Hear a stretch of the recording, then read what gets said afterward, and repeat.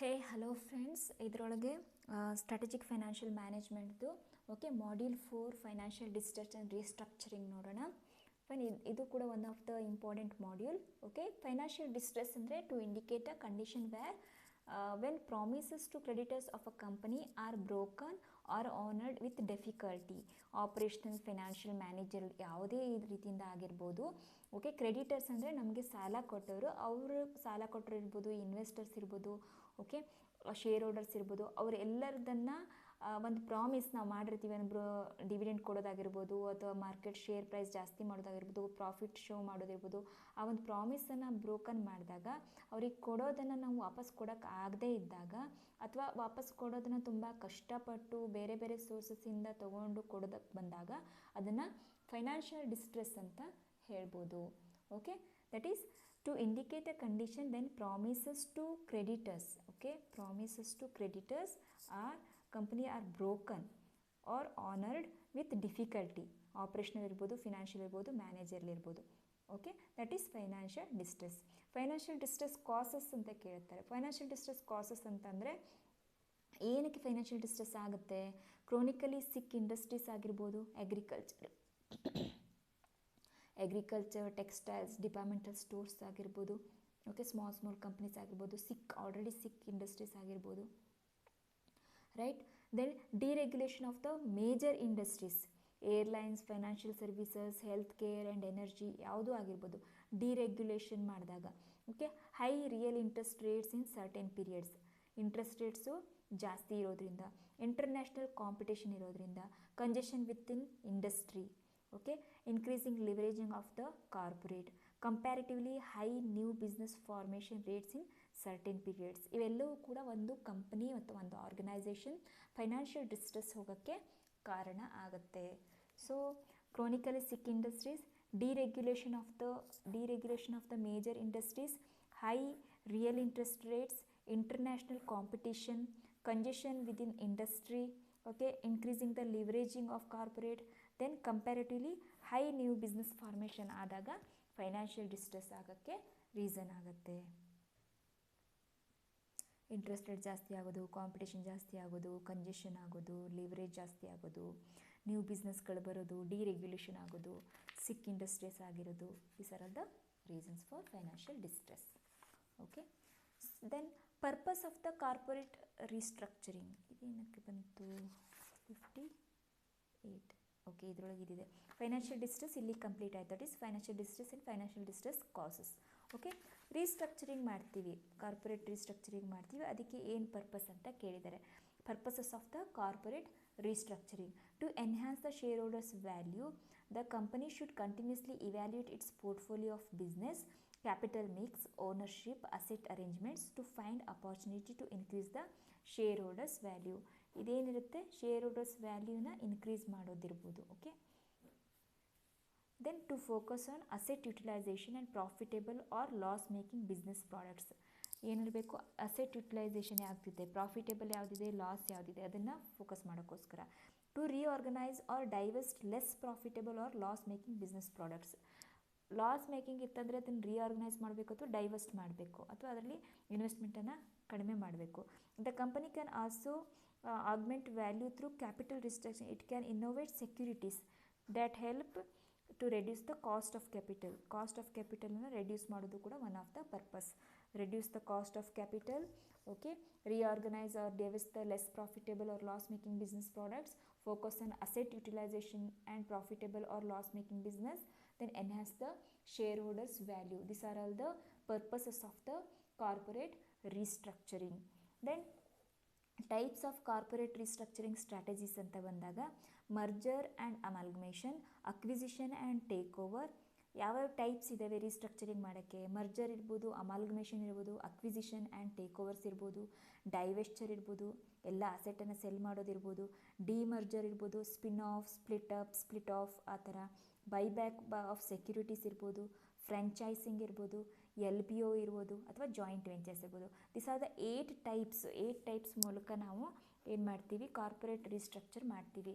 ಅದು take over ಇರ್ಬೋದು, acquisition ಇರ್ಬೋದು, LBO ಇರ್ಬೋದು, ಫ್ರಾಂಚೈಸಿಂಗ್ ಇರ್ಬೋದು, ಜಾಯಿಂಟ್ ವೆಂಚರ್ಸ್ ಇರ್ಬೋದು, ಡೈವೆಸ್ಚರ್ ಇರ್ಬೋದು, ಡಿಮರ್ಜರ್ ಆಗಿರ್ಬೋದು, buyback of the securities. So this complete the unit. ಇನ್ನೂ ಕಂಪ್ಲೀಟ್ ಆಗಿಲ್ಲ.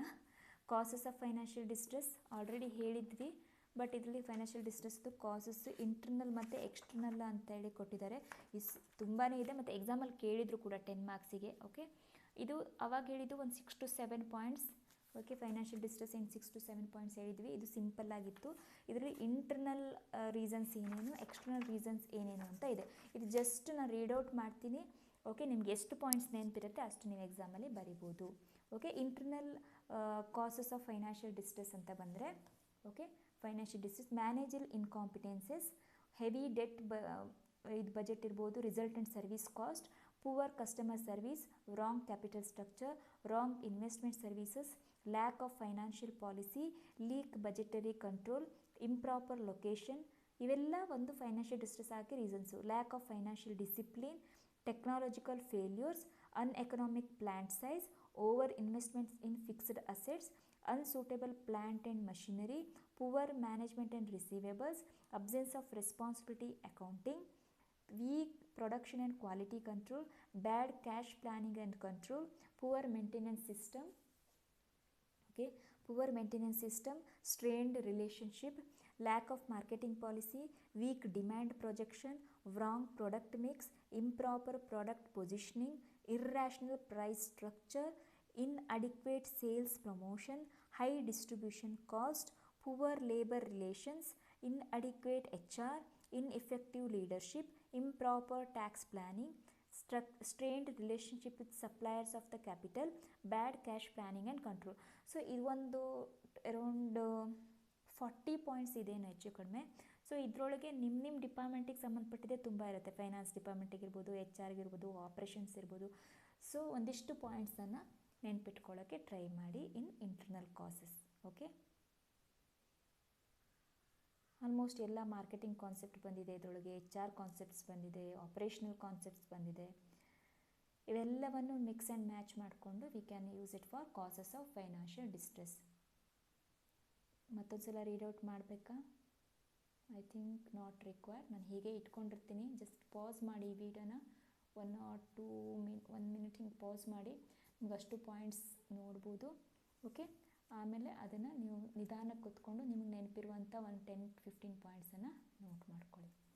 ರೈಟ್, ದೆನ್ ಇನ್ನೂ ಇದೆ ನೋಡಿ ಇದರೊಳಗೆ. Over staffing, lack of commitment on the part of the employees, irrational compensation structure, lack of expenditure control system, excessive borrowings, conflict among the key personnel and deteriorating the quality. So these are the external environment which affect the financial distress.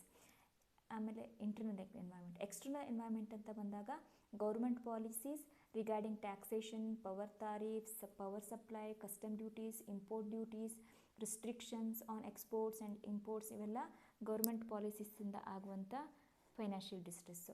Then quota system imposed by the government on raw materials, finished goods. Okay, quota system.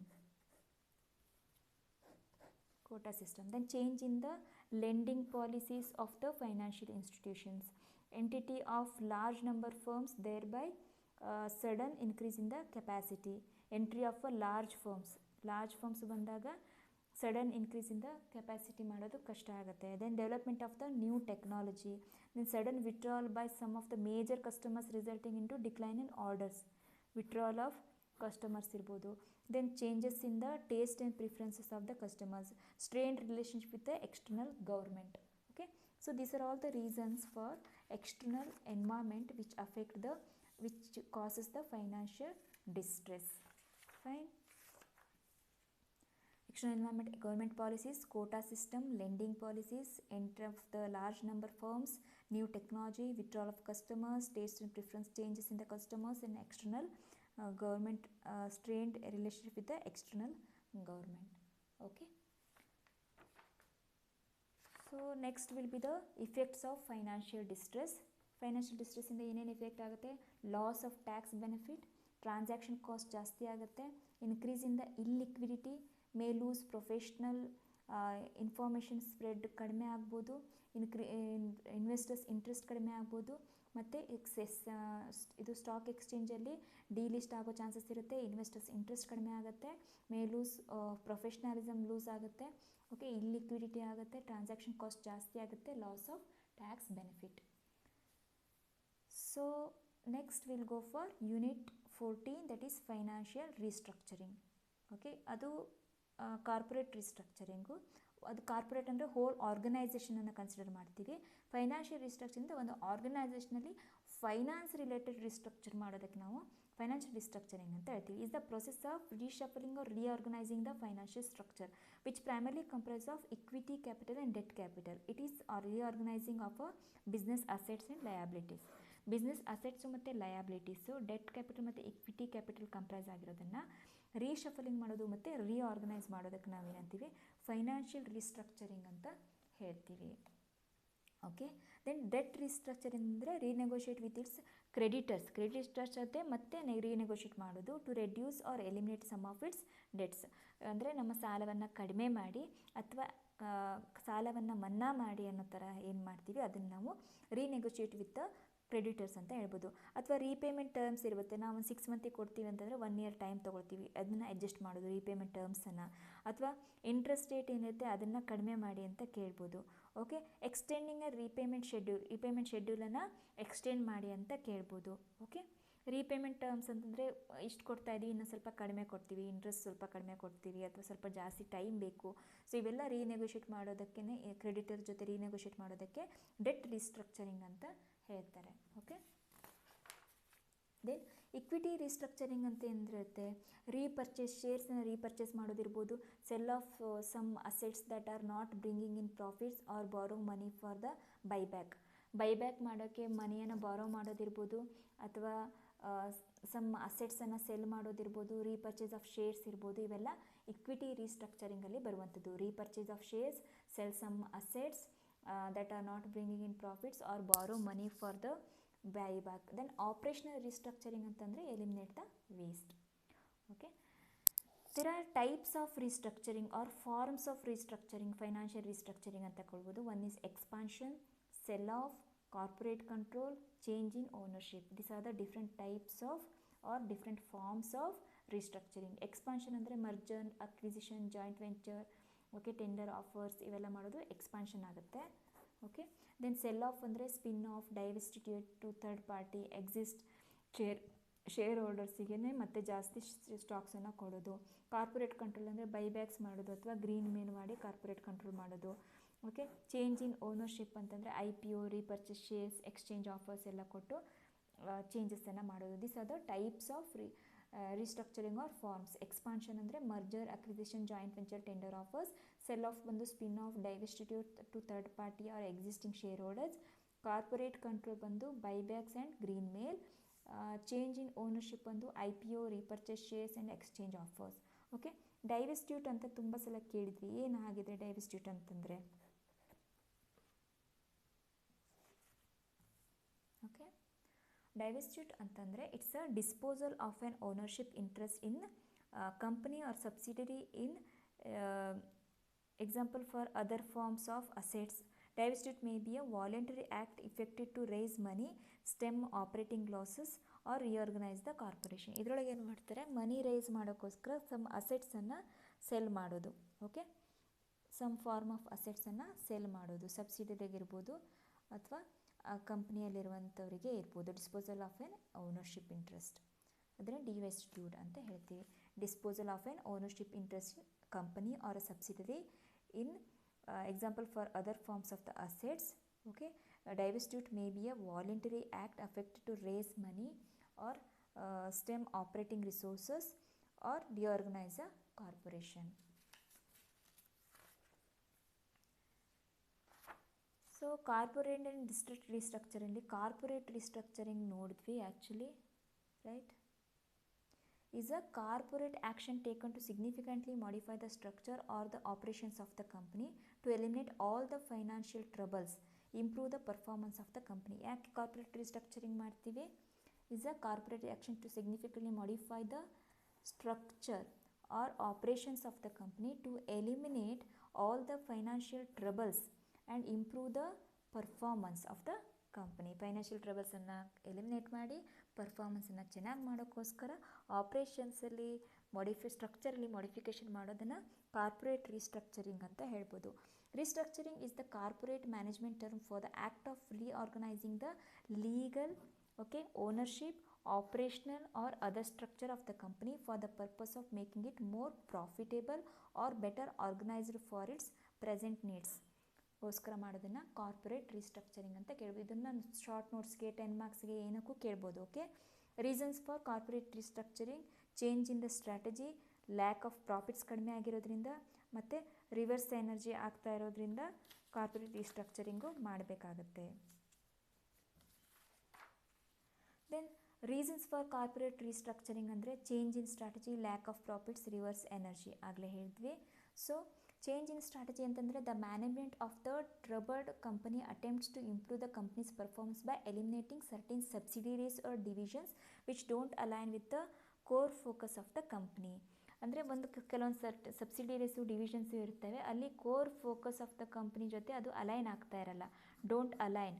ಆವಾಗ ನಾವು ಅದನ್ನು change ಮಾಡಬೇಕಾಗುತ್ತೆ. Company decides to focus on core strategy. Focus ಏನು ಮಾಡಬೇಕು? Core strategy and sell such assets to buyer that can use them more efficient. ಯಾರು ಅದನ್ನು ಎಫಿಷಿಯೆಂಟಿಯಾಗಿ use ಮಾಡ್ತೀರೋ ಅವರಿಗೆ ಅದನ್ನು ಸೆಲ್ ಮಾಡೋದನ್ನು ಚೇಂಜ್ ಇನ್ ಸ್ಟ್ರಾಟಜಿ ಅಂತ ಹೇಳ್ಬೋದು.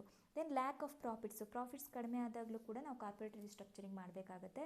Division may not be profitable to cover the cost of ಕ್ಯಾಪಿಟಲನ್ನು ಕೂಡ ಕವರ್ ಮಾಡದೇ ಇದ್ದಾಗ, economic losses to the firm ಆದಾಗ, ಇನ್ಕ್ರೀಸ್ ಕಾಸ್ಟ್ ಜಾಸ್ತಿ ಆದಾಗ, ಕಸ್ಟಮರ್ಸ್ ನೀಡ್ಸ್ ಚೇಂಜಸ್ ಆದಾಗ ನಾವು ಕಾರ್ಪೊರೇಟ್ ರೀಸ್ಟ್ರಕ್ಚರಿಂಗ್ ಮಾಡಬೇಕಾಗತ್ತೆ. ದೆನ್ ರಿವರ್ಸ್ ಸಿನರ್ಜಿ ಬಂದು the individuals parts may be worth more than the combined unit. Individual parts may be worth more than, ಅಂದರೆ synergy ಅಂತಂದರೆ ಎರಡು ಜಾಯಿನ್ ಆಗಿ ಒಂದು ಜಾಸ್ತಿ ಇಫೆಕ್ಟಿವ್ ಆಗಿ ಇರುತ್ತೆ, ಒಂದು ಪ್ರೊಡಕ್ಷನಲ್ಲಿರ್ಬೋದು, ಪ್ರಾಫಿಟಲ್ಲಿರ್ಬೋದು. ಆದರೆ ಹಾಗೆ ಅಂದ್ಕೊಂಡು ನಾವು ಅದನ್ನು 2 ಯೂನಿಟನ್ನು ಜಾಯಿನ್ ಮಾಡಿರ್ತೀವಿ, ಬಟ್ ಆಫ್ಟರ್ ಸಮ್ ಟೈಮ್ ನಮಗೇನು ಅನಿಸುತ್ತೆ, ಆ ಇಂಡಿವಿಜುವಲ್ ಪಾರ್ಟ್ ಎಫಿಷಿಯನ್ಸಿ ಓಕೆ ಅವೆರಡರ ಕಂಬೈನ್ ಮಾಡೋದಕ್ಕಿಂತ ಜಾಸ್ತಿ ಇದೆ ಎಫಿಷಿಯನ್ಸಿ ಅಂತ ನಮ್ಗೆ ಅನ್ಸೋಕ್ಕೆ ಶುರುವಾಗುತ್ತೆ. ಆವಾಗ ನಾವು ಕಾರ್ಪೊರೇಟ್ ರೀಸ್ಟ್ರಕ್ಚರಿಂಗ್ ಮಾಡಬೇಕಾಗತ್ತೆ. ಅಂದರೆ ಅದೆರಡನ್ನು ಸಪ್ರೇಟ್. ಫಾರ್ ಎಕ್ಸಾಂಪಲ್, ನೀವೊಂದು ಯೂನಿಟ್ ಇಟ್ಕೊಂಡಿದ್ದೀರಾ, ಮೇ ಬಿ ಏನದು ಇದು ಏನಂದರೆ ಟೀ ಶಾಪ್ ಪ್ಲಸ್ ಬ್ರೇಕ್ಫಾಸ್ಟ್ ಎಲ್ಲ ಸಿಗುವಂಥ ಹೋಟೆಲ್ ಎರಡು ಕಂಬೈನ್ ಮಾಡಿ ಇಟ್ಕೊಂಡಿದ್ರಿ ಸ್ಟಾರ್ಟಿಂಗಲ್ಲಿ ಅದೆರಡು ಕಂಬೈನ್ ಮಾಡಿದ್ರೆ ನಿಮ್ಗೆ ಜಾಸ್ತಿ ಇನ್ಕಮ್ ಇದೆ ಅಂತ ಅನಿಸ್ತಾ ಇತ್ತು. ಬಟ್ ಲೇಟರ್ ಪಾರ್ಟ್ ಏನು ಅನ್ನಿಸ್ತಾ ಇದೆ, ಟೀಗೆ ಬರೋರು ಬ್ರೇಕ್ಫಾಸ್ಟ್ ಇರೋದ್ರಿಂದ ಲೇಟ್ ಆಗುತ್ತೆ ಅಂತ ಬರ್ತಾ ಇಲ್ಲ, ಕಸ್ಟಮರ್ ಕಡಿಮೆ ಆಗ್ತಾ ಇದ್ದಾರೆ. ಸೊ ಅದಕ್ಕೆ ನಾವು ಬೇರೆ ಮಾಡ್ದರೆ ಜಾಸ್ತಿ ಎಫಿಷಿಯೆಂಟಾಗಿ ಮಾಡ್ಬೋದು ಅಂಥೇಳಿ ಟೀ ಶಾಪನ್ನು ಮತ್ತು ಹೋಟೆಲನ್ನು ಬೇರೆ ಮಾಡ್ತೀವಿ. ಆವಾಗ ಅಲ್ಲಿರುವಂಥ ಎಫಿಷಿಯನ್ಸಿ ಜಾಸ್ತಿ ಆಗುತ್ತೆ ಅಂತ ಅನಿಸುತ್ತೆ. So that is reverse synergy. The company may decide that more value can be unlocked from a division by divesting it off to a third party rather than owning it. Sometimes ಏನು feel ಆಗುತ್ತೆ, okay ನಾವು own ಮಾಡೋಕ್ಕಿಂತ ಒಂದು tea ಶಾಪನ್ನು ಬೇರೆಯವರಿಗೆ outsource ಮಾಡಿದಾಗ ಅಥವಾ ಬೇರೆಯವರಿಗೆ third ಪಾರ್ಟಿಗೆ ಕೊಟ್ಟಾಗ ನಾವು ಜಾಸ್ತಿ ಎಫಿಷಿಯೆಂಟಾಗಿ ವರ್ಕ್ ಮಾಡ್ಬೋದು ಅಂತ ಅನಿಸ್ದಾಗಲೂ ಕೂಡ ರಿವರ್ಸ್ ಎನರ್ಜಿಯನ್ನು ಮಾಡ್ತೀವಿ. Okay, then process of corporate restructuring ಹೇಗೆ ಮಾಡ್ತೀವಿ? ಹಾರ್ಡ್ವೇರ್ ರೀಸ್ಟ್ರಕ್ಚರಿಂಗ್ ಇರ್ಬೋದು, ಸಾಫ್ಟ್ವೇರ್ ರೀಸ್ಟ್ರಕ್ಚರಿಂಗ್ ಇರ್ಬೋದು. ಓಕೆ, ಹಾರ್ಡ್ವೇರ್ ರೀಸ್ಟ್ರಕ್ಚರಿಂಗ್ ಅಂದರೆ it involves redefining, dismantling or modification of the existing structure of the organisation. Existing ಸ್ಟ್ರಕ್ಚರ್ಗೆ ನಾವು ಏನಾದ್ರು ಡಿಫ್ರೆನ್ಸ್ ಮಾಡ್ತಾ ಇದ್ವಿ, ರೀಡಿಫೈನ್ ಮಾಡ್ತಾ ಇದ್ವಿ, ಡಿಸ್ಮ್ಯಾಂಟ್ಲಿಂಗ್ ಮಾಡ್ತಾ ಇದ್ವಿ, ಮಾಡಿಫಿಕೇಷನ್ಸ್ ಮಾಡ್ತಾ ಇದ್ವಿ ಅಂದರೆ ಅದನ್ನು ಹಾರ್ಡ್ವೇರ್ ರೀಸ್ಟ್ರಕ್ಚರಿಂಗ್ ಅಂತ ಹೇಳ್ತೀವಿ. ಸಾಫ್ಟ್ವೇರ್ ರೀಸ್ಟ್ರಕ್ಚರಿಂಗ್ ಬಂದು it involves cultural process charges required to create the more collaborative environment needed for the renewal and growth of the company. Software restructuring it involves the cultural ಆಗಿ okay cultural and process charges required to create a more collaborative environment needed for the renewal and growth of the company. Cultural and process changes ಮಾಡೋದಂತನ software restructuring ಅಂತ ಹೇಳ್ತೀವಿ. For example, hardware restructuring ಬಂದು identification of the core competency, flattering of organization level, downsizing, creation of self-directed teams, benchmarking. Okay, hardware restructuring ಏನು ಬರುತ್ತೆ? Benchmarking ಇರ್ಬೋದು, identification of core competence ಇರ್ಬೋದು, flattening of organisation level ಇರ್ಬೋದು, downsizing ಇರ್ಬೋದು, ಅಥವಾ creation of self directed teams ಇರ್ಬೋದು. Then software restructuring ಬಂದು communication ಇರ್ಬೋದು, ಆರ್ಗನೈಸೇಷನ್ ಸಪೋರ್ಟ್ ಇರ್ಬೋದು, ಟ್ರಸ್ಟ್ ಇರ್ಬೋದು, ಸ್ಟ್ರೆಚ್ ಆಗಿರ್ಬೋದು, ಎಂಪವರಿಂಗ್ ಪೀಪಲ್ ಆಗಿರ್ಬೋದು, ಇಂಡಸ್ಟ್ರಿ ಫೋರ್ಸೈಟ್ ಇರ್ಬೋದು, ಟ್ರೈನಿಂಗ್. ಇಲ್ಲಿ ನಿಮ್ಗೆ ಯಾವುದೇ ಹಾರ್ಡ್ ಕೋರ್ ಸ್ಟ್ರಕ್ಚರಲ್ಲಿ ಡಿಫ್ರೆನ್ಸಸ್ ಬರಲ್ಲ, ಬಟ್ ಸಾಫ್ಟ್ ಸ್ಕಿಲ್ಸ್ ಅಂತಲ್ಲ ಅದರಲ್ಲಿ ಚೇಂಜಸ್ ಬರುತ್ತೆ. Communication, organisation support, trust, stretch, empowering people, industry foresight, training. Okay, these are comes under the software restructuring. Then strategy for corporate and distressed restructuring. Distressed restructuring ಇದ್ದಾಗ, corporate restructuring ಮಾಡಬೇಕಾದಾಗ ಯಾವ ಸ್ಟ್ರಾಟಜಿನ use ಮಾಡ್ತೀವಿ? Merger and amalgamation, acquisition and take over, divestiture, demerger, joint venture, buyback of the securities, LBO and franchising.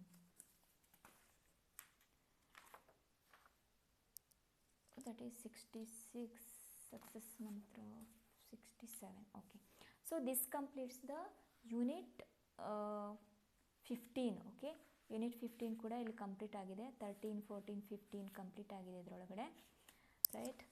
13 ಬಂದು unit 13 ಬಂದು financial ಡಿಸ್ಟ್ರೆಸ್ಸು, 14 ಬಂದು financial ರೀಸ್ಟ್ರಕ್ಚರಿಂಗು, 15 ಬಂದು corporate distress ರಿಸ್ಟ್ರಕ್ಚರಿಂಗು.